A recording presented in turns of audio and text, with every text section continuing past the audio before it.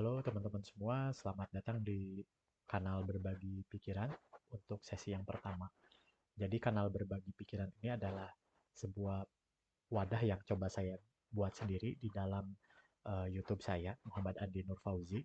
Saya coba membagikan hasil-hasil pembelajaran saya di lapangan gitu, terkait isu-isu kesehatan lingkungan, kesehatan masyarakat, isu-isu sosial, dan juga isu-isu seputar pemberdayaan masyarakat. Jadi ini adalah sebuah hasil pikiran saya gitu dan pembelajaran saya bersama para kawan-kawan, rekan-rekan dan guru-guru di lapangan ataupun dari masyarakat dan beberapa hal yang coba saya baca juga.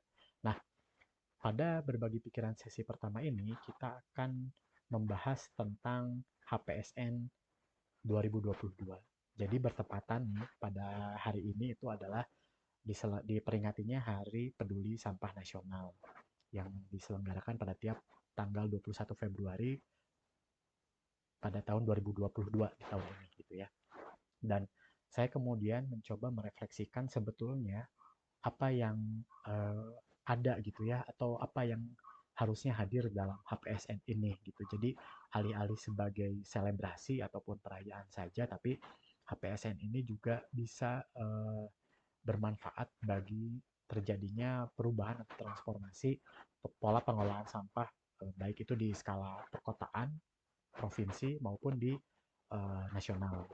Nah, karena saya bergelut di sektor pengelolaan sampah gitu sebagai salah satu seorang fasilitator, dulu pernah menjadi seorang fasilitator di program persampahan, saya kemudian merefleksikan bagaimana sebetulnya pengelolaan sampah sejak dari rumah itu sebagai sebuah upaya kolektif, baik itu dilakukan oleh masyarakat, dalam masyarakat itu sendiri berbagai pihak yang bekerja sama untuk melakukan pengelolaan sampah, kemudian juga dibantu oleh stakeholder dari kewilayahan maupun dari OPD terkait.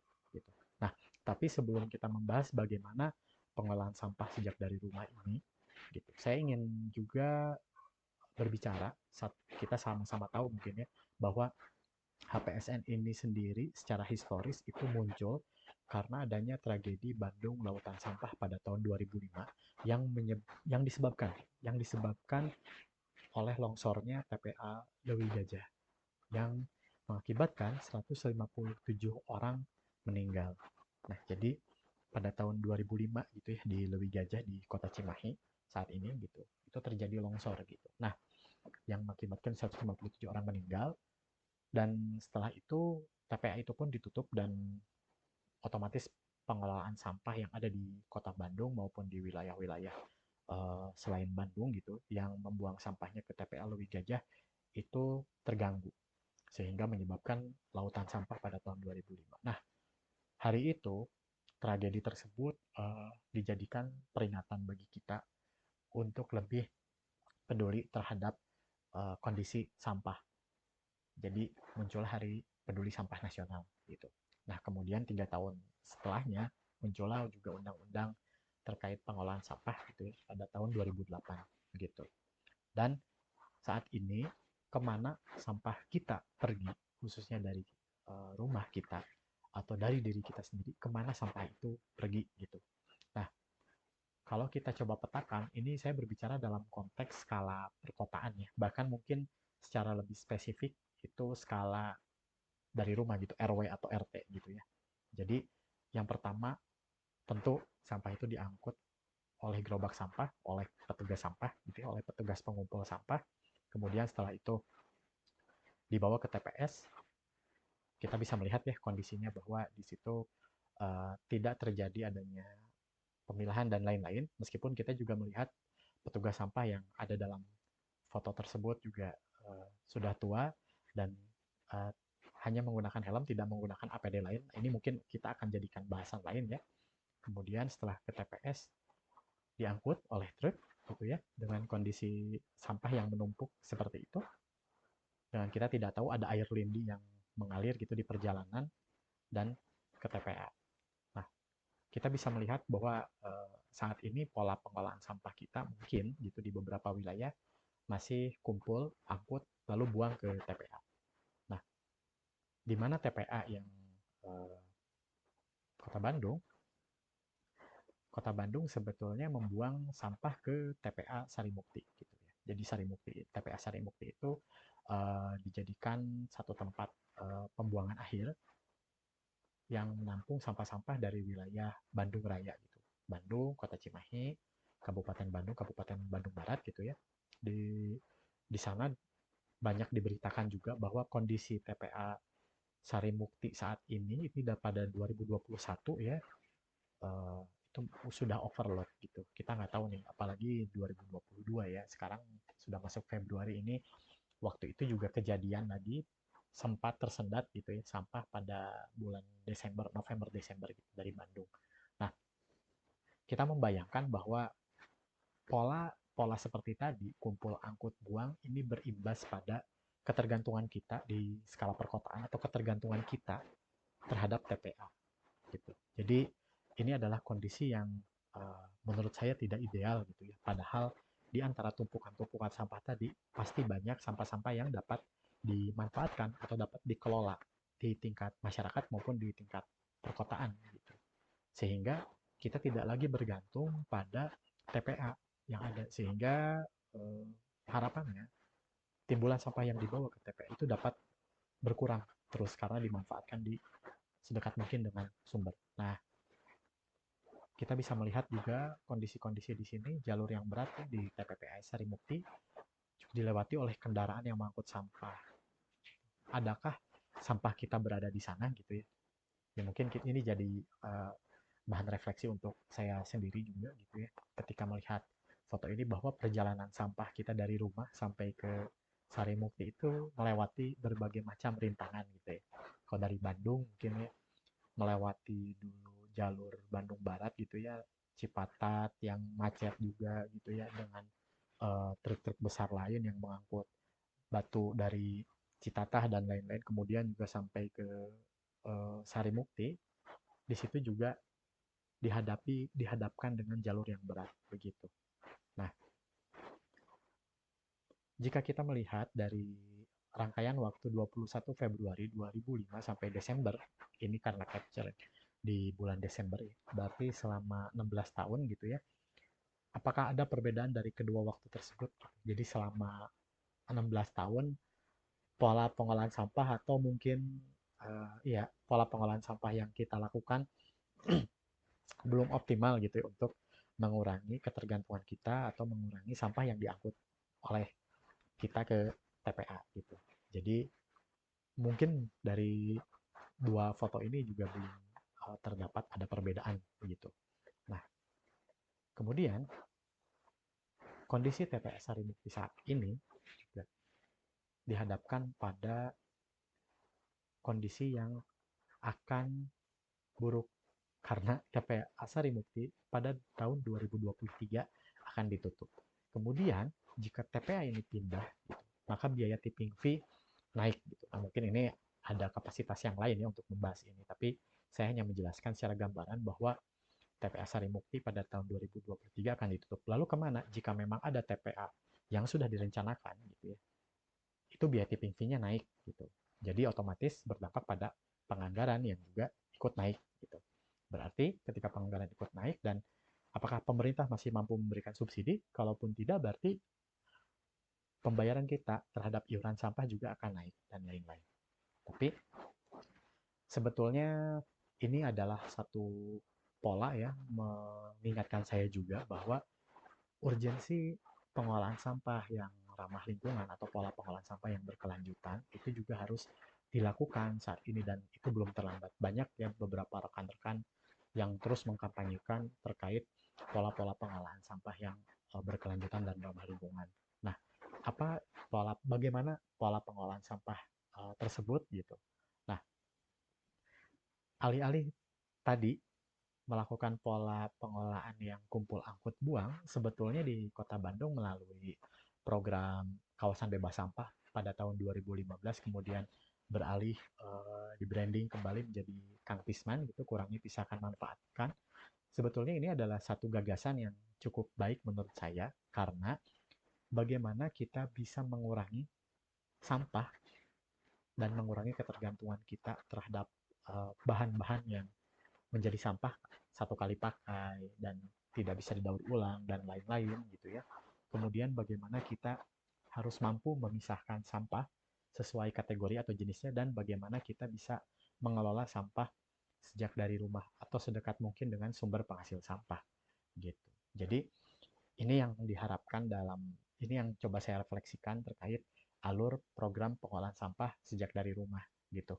Jadi kita mulai mengurangi, kemudian memisahkan dan memanfaatkan atau mengolahnya gitu. Jadi kalau kita lihat di sini strateginya, kita bisa lihat bahwa di sini di rumah dan mungkin dalam keterkaitan kita dengan berbagai aktivitas, kita harus mulai mengurangi sampah dan ketergantungan kita terhadap barang-barang sekali pakai. Contoh salah satunya kantong plastik dan berbagai bahan lainnya yang memang tidak bisa diurai dan hanya bisa digunakan satu kali. Sehingga kita harus mengurangi penggunaan tersebut. Bahkan menolak ya untuk menggunakannya begitu agar kita bisa konsisten untuk mengurangi produksi sampah yang kita hasilkan. Nah, setelah itu kita masih mulai dari rumah. Setelah kita berhasil mengurangi, dan kita mulai memisahkan sampah sesuai kategori atau jenisnya gitu. Jenisnya memang banyak ya, tapi uh, yang dikampanyekan di Kota Bandung itu terbagi ke dalam 3 gitu, sampah organik, kemudian sampah anorganik yang daur ulang dan sisanya adalah residu. Meskipun di dalam residu itu juga ada terbagi menjadi B3, kemudian juga ya residu dan B3 gitu. Tapi saya coba kelompokkan menjadi 3 aja dulu gitu.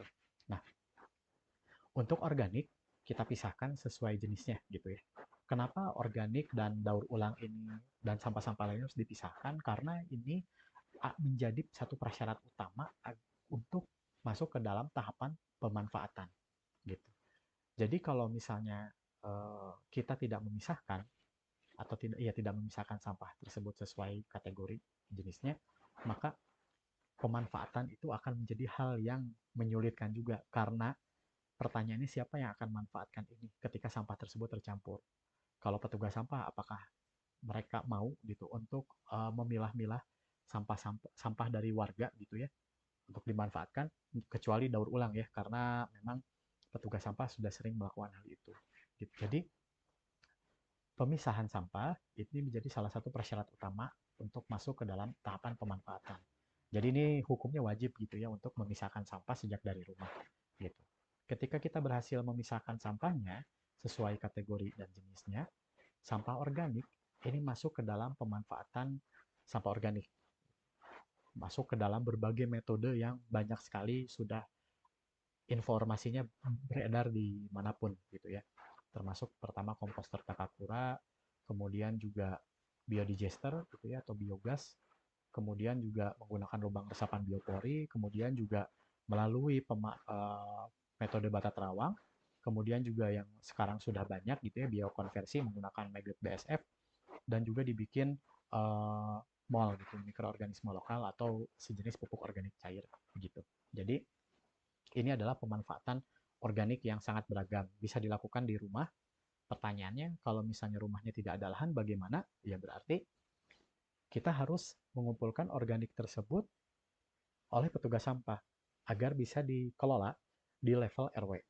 Nah, berarti harus disiapkan juga selain alur ini adalah bagaimana kita bisa menyiapkan sistem yang harus dibangun di dalam satu kawasan terkecil RW atau kelurahan gitu. Jadi ini ketika kita berbicara pengolahan sampah, tentunya kita tidak bisa melepaskan dari 5 hal aspek pengolahan sampah itu sendiri ya, dari mulai regulasi, kemudian juga kelembagaan, pendanaan, teknis dan operasionalnya, kemudian juga partisipasi masyarakatnya seperti apa gitu. Nah, saat ini memang perspektif atau paradigma yang saya gunakan dalam hal ini adalah bagaimana kita masih memetakan bentuk-bentuk partisipasi uh, terkait pengolahan sampah sejak dari rumah. Gitu. Nah, kemudian untuk daur ulang, tentu ada beberapa wilayah yang juga menggunakan yang sudah ada bank sampah atau mungkin digunakan atau diberikan kepada petugas pengumpul sampah agar mereka memanfaatkan gitu ya. Kemudian juga dijadikan ekobrik atau daur ulang dan lain-lainnya gitu. dijadikan hiasan dan lain-lain. Meskipun menurut pribadi saya ini bukan hal yang utama ya untuk daur ulang ini. Bukan berarti membedakan antara organik dan daur ulang prioritas yang mana, karena nanti kita bisa melihat secara data gitu ya, proporsi mana yang lebih banyak gitu dihasilkan dalam konteks sampah di kota gitu. Nah, ketika kita menjadikan ketergantungan terhadap bank sampah ataupun daur ulang dan lain-lain, berarti kita mengharapkan masih adanya sampah yang sampah-sampah organik yang harus dihasilkan oleh industri atau perusahaan-perusahaan yang menciptakan produk-produk sekali pakai. Nah, sedangkan dalam konsep kurangi yang saya coba refleksikan gitu ya, sistem pengolahan sampah ini kita tidak bisa melihat dari hilirnya saja, tapi kita juga harus memastikan bagaimana hulunya, atau dalam hal ini menurut saya adalah bagaimana industri-industri penghasil kemasan-kemasan atau penghasil uh, wadah-wadah sekali pakai itu juga mereka harus bertanggung jawab terhadap pengolahan sampahnya, sehingga bank sampah atau daur ulang ini juga tidak bisa dijadikan ketergantungan gitu ya oleh kita. Kita tetap harus mengurangi atau menolak penggunaan kemasan-kemasan sekali pakai, sehingga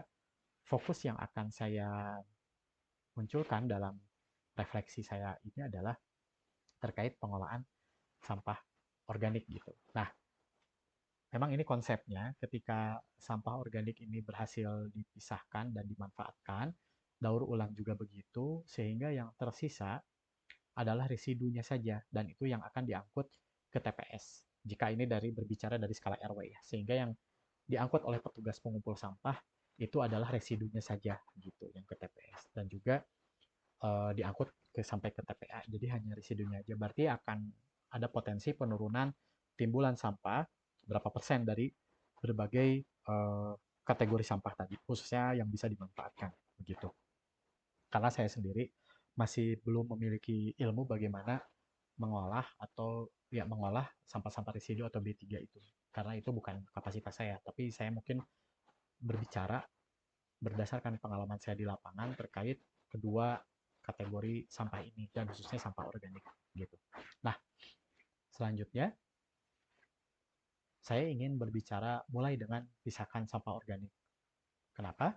Karena berdasarkan kajian Prof. Henry Damanhuri, kita memiliki proporsi sampah makanan dan daun serta sampah-sampah organik lah ya, itu hampir 50% ya. Hampir 50%, dan kita bisa melihat sampah organik yang bisa didaur ulang hanya 13,12%.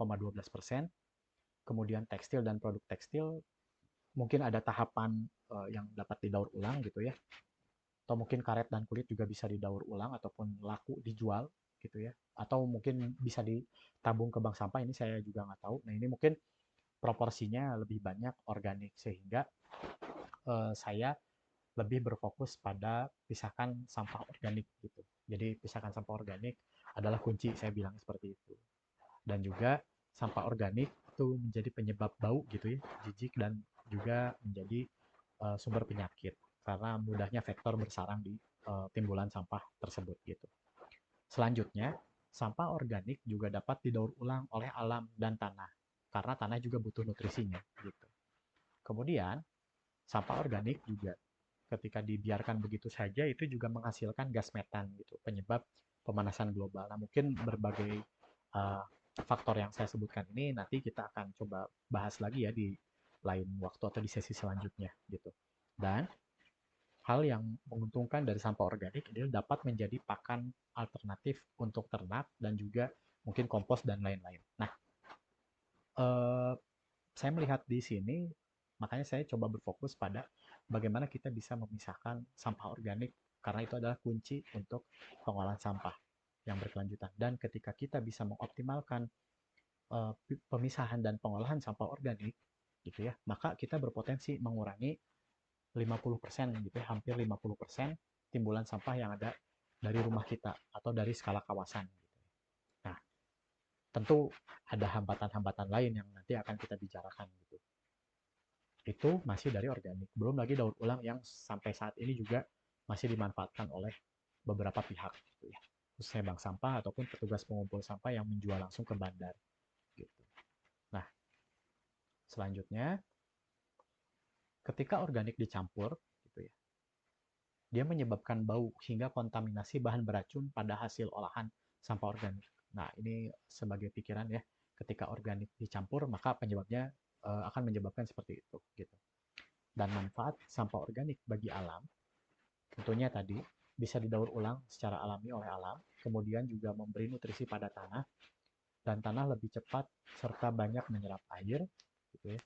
Kemudian juga menciptakan kehidupan pada biota di dalam tanah. Alam membutuhkan sampah organik, jadi menurut saya sampah ketika kita mengelola sampah organik, kita juga sudah melakukan sedekah sampah organik ke alam gitu. Jadi kita turut membantu menjaga alam kita atau lingkungan hidup kita gitu ya. Nah, kemudian bagaimana sih sebetulnya kita bisa memanfaatkan sampah organik? Itu dimulai dari halaman rumah kita atau dari rumah kita ataupun kita memanfaatkannya secara komunal gitu. Kalau di halaman rumah berarti memanfaatkan ruang yang ada di rumah seperti halaman atau metode yang sesuai dengan ruang yang ada di rumah. Dan bagaimana ketika kita memanfaatkan sampah organik secara komunal? Kita memanfaatkan fasilitas pengomposan bersama, baik skala kota atau yang ada pada masing-masing kelurahan hingga RT RW. Jadi ini udah banyak contohnya di Kota Bandung mungkin ya. Nanti juga teman-teman kalau mencari informasi di Kota Bandung bagaimana wilayah-wilayah yang sudah memanfaatkan sampah organik secara komunal, itu juga sudah banyak informasi-informasinya gitu. Salah satunya di Kelurahan Sukaluyu, Sukamiskin, Cihaurgelis, warga-warga bersama para RW dan didukung oleh dinas dan lembaga-lembaga lainnya, mereka juga sudah memanfaatkan sampah organik. Tapi pemanfaatan sampah organik ini juga harus didukung oleh bagaimana sistem yang kuat dalam hal pengolahan sampah tadi. Berarti harus mengurangi, memisahkan, dan memanfaatkan. Masyarakat akhirnya kan harus tahu gitu ya, bagaimana caranya memanfaatkan sampah organik. Berarti harus ada kegiatan edukasi ataupun kampanye terkait pemanfaatan atau pemisahan sampah organik ini. Nah, bagaimana sebetulnya mengajak masyarakat itu harus mau untuk mengedukasi? Berarti kan di situ beberapa lembaga yang ada di level masyarakat, mungkin Karang Taruna, kemudian juga kelurahan, dan berbagai kelompok kerja yang ada dalam PKK, berarti mereka harus paham juga terkait bagaimana mereka merasa penting bahwa isu pengolahan sampah ini menjadi isu yang penting dan prioritas dalam wilayahnya. Berarti ini kan harus didukung juga oleh berbagai aspek lainnya, sehingga memang yang saya bicarakan di sini mungkin terlihat sederhana, tapi pada kenyataannya di lapangan kita dihadapkan pada berbagai aspek yang menjadi permasalahan. Tapi dalam kanal yang saya coba buat ini, kita akan memisahkan masing-masing pembicaraan tersebut sesuai konteksnya. Gitu. Jadi mudah-mudahan pada beberapa sesi selanjutnya kita bisa membicarakan aspek-aspek yang lain berdasarkan apa yang saya pernah pelajari di lapangan. Gitu. Nah, untuk metode-metode di halaman rumah, ini saya mungkin menyebutnya membiarkan alam untuk bekerja gitu ya, dan ditumpuk dan dibiarkan saja di halaman rumah tentunya. Kemudian mudah terdegradasi oleh mikroba yang ada di alam sehingga terurai menjadi kompos.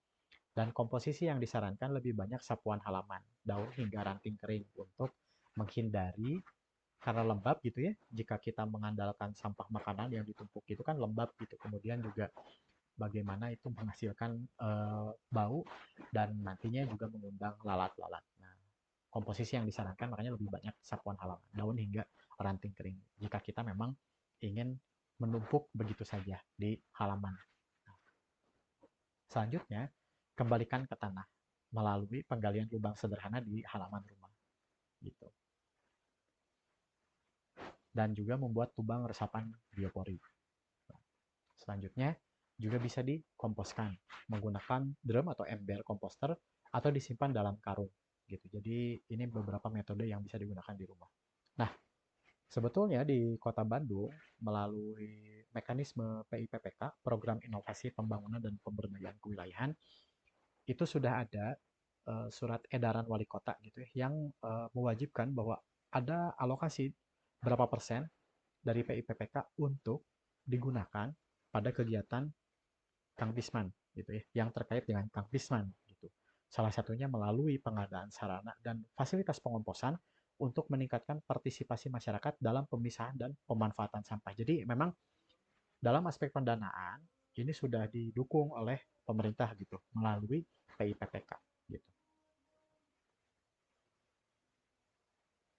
Dan selanjutnya ada metode komunal. Setelah kita melakukan di metode rumah dan kita menghadapi keterbatasan lahan dan lain-lain, kita juga menyiapkan metode komunal gitu. Dilakukan jika ada organik yang tidak dapat terolah pada masing-masing rumah. Nah, bayangkan berarti ketika rumah saya harus memilah sampah dan saya sudah melakukan pemilahan sampah, ada organik yang sudah terpilah, kemudian diangkut oleh petugas sampah juga secara terpilah, tidak dicampur lagi, berarti mau dibagaimanakan organik tersebut gitu. Berarti kan harus ada fasilitas pengomposan secara komunal gitu. Baik itu di RT, RW, kelurahan ataupun kota.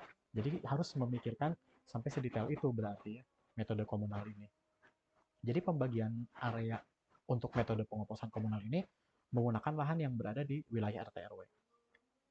Tapi juga berarti harus memikirkan bagaimana pengurus mempersiapkan penanggung jawab pengolah organiknya. Apakah memang ada dibebankan pada petugas pengumpul sampah ataupun ada penanggung jawab lain dan lain-lain. Nah, ini berarti ada aspek kelembagaan yang harus diurus di tingkat RW gitu. Berarti bagaimana RW mengorganisir untuk mempersiapkan penanggung jawab pengolah organik gitu. Nah, kemudian bagaimana menggunakan fasilitas yang diadakan oleh kelurahan atau kecamatan. Berarti siapa yang bertanggung jawab untuk pengolah organiknya? Apakah kecamatan punya petugas khusus yang mengolah organik atau tetap akan dilakukan oleh RW atau oleh petugas pengumpul sampah, dan itu harus dipastikan dan disepakati gitu. Kemudian juga organik yang sudah dipisah dari kawasan. Berarti kalau saya misalnya di salah satu kelurahan, di Kelurahan Cisalantan Kulon, sudah terkumpul sampah-sampah organik dari rumah-rumah yang ada di Kelurahan Cisalantan Kulon, artinya itu sudah siap dibawa ke TPS. Nah, berarti dari TPS itu apakah akan dilarikan kemana? Apa dimanfaatkan di TPS? Atau kalau di TPS itu tidak bisa dimanfaatkan, berarti dari kelurahan ini akan dibawa kemana? Gitu. Berarti karena di Bandung ini sudah punya pusat olah organik skala kota, berarti DLH harus sudah mulai memanfaatkan organik-organik yang terkumpul ini ke pusat olah organik. Jadi ini juga menjadi salah satu salah satu hal yang saya apresiasi ya dari pemerintah. Mereka sudah berinisiatif, bukan berinisiatif ya, mereka karena wajib ya adanya pusat olah organik, mereka sudah memikirkan sampai ke arah sana dan sudah dilakukan untuk beberapa wilayah, dan itu hal yang membuat efektivitas pengolahan sampah organik skala perkotaan itu juga bisa lebih baik gitu, lebih efektif gitu. Nah, pengolahan sampah komunal ini bisa digunakan konsep macam-macam gitu ya, maggot, composting, bata terawang, atau biodigester yang ukurannya lebih besar gitu ya, yang meskipun lebih kecil untuk skala perkotaan, tapi itu bisa digunakan untuk skala komunal gitu. Nah, jadi ini adalah amanat sesuai peraturan Presiden nomor 97 tahun 2017 bahwa target pengurangan dan penanganan sampah rumah tangga dan sampah sejenis rumah tangga sebesar 30% di tahun 2025. Berarti sampai 2025 kita harus membantu pemerintah atau membantu lingkungan kita agar terjadinya pengurangan timbulan sampah sampai 30%.